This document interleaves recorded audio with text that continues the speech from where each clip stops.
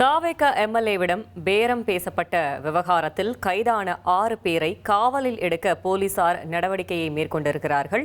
மேலும் தகவல்களை செய்தியாளர் சாலமன் வழங்கிட கேட்கலாம். சாலமன் வணக்கம். போலீசார் மனு தாக்கல் செய்திருக்கும் நிலையில் அந்த மனுவில் என்ன குறிப்பிடப்பட்டிருக்கு, முழு தகவலையும் சொல்லுங்க. தமிழக வெற்றிக் கழக எம்எல்ஏக்கள் பேரம் பேசப்பட்ட விவகாரத்துல திருவல்லிக்கேணி போலீசார் இதுவரை 9 நபர்களை கைது செய்திருக்கிறார்கள்.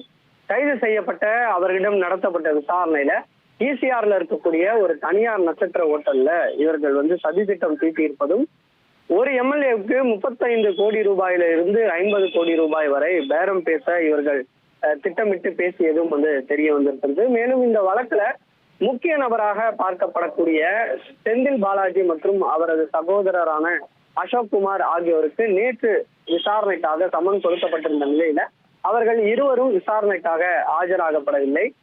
குறிப்பாக அவர்களுக்கு எதிராக லுக் அவுட் நோட்டீஸும் பிறப்பிக்கப்பட்டு நிலுவையில இருந்து வருகிறது.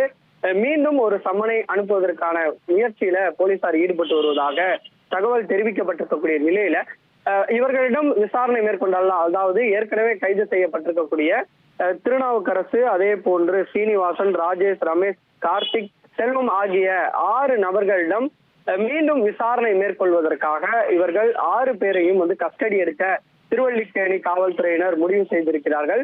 கைது செய்யப்பட்ட இவர்களை 5 நாட்கள் காவலில் எடுத்து விசாரிப்பதற்காக மனு ஒன்றையும் நீதிமன்றத்துல தாக்கல் செய்து அதன் மீதான விசாரணையானது இன்று வர இருக்கிறது. 5 நாட்கள் காவல்துறை சார்பாக கேட்கப்பட்டிருக்கக்கூடிய நிலையில நீதிமன்றம் இவர்களுக்கு எத்தனை நாட்கள் கஸ்டடி வழங்குவார்கள் என பொறுத்திருந்துதான் பார்க்கப்பட வேண்டும். இந்த திருநாவுக்கரசு என்பவர் தான் முதல்ல இளையராஜா என்பவரை அணுகி அவரிடம் பேரம் பேசினார்.